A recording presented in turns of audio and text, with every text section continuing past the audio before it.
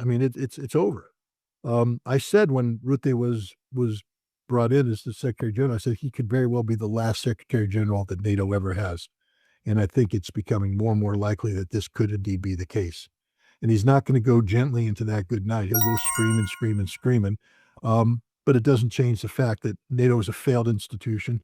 They're not going to be able to afford the kind of repair work necessary to turn them into a credible military organization. And this strategic defeat that they will suffer at the hands of Russia will be the death knell for not just them, but for Europe.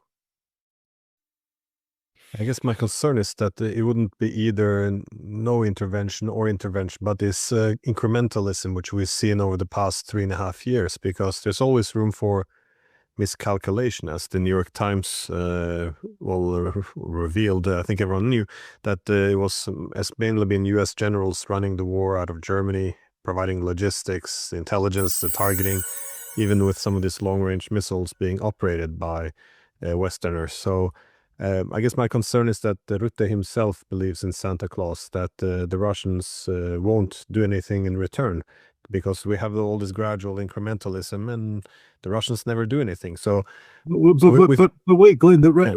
What do you mean the Russians are? They killed 1.7 million Ukrainians. Yeah, They destroyed everything NATO sent their direction.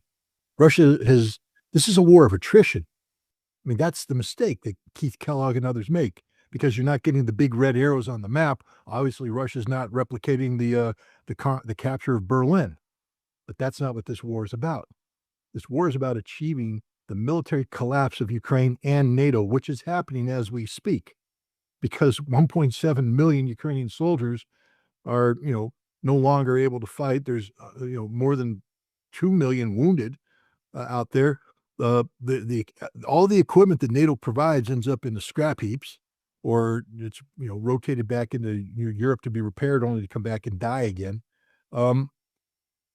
Russia's destroyed everything. This is the 6th Ukrainian army Russia's destroying right now. The 6th time that NATO's rebuilt it. I'd say that it's quite obvious that Russia is defeating NATO across the board, hands down, no questions asked.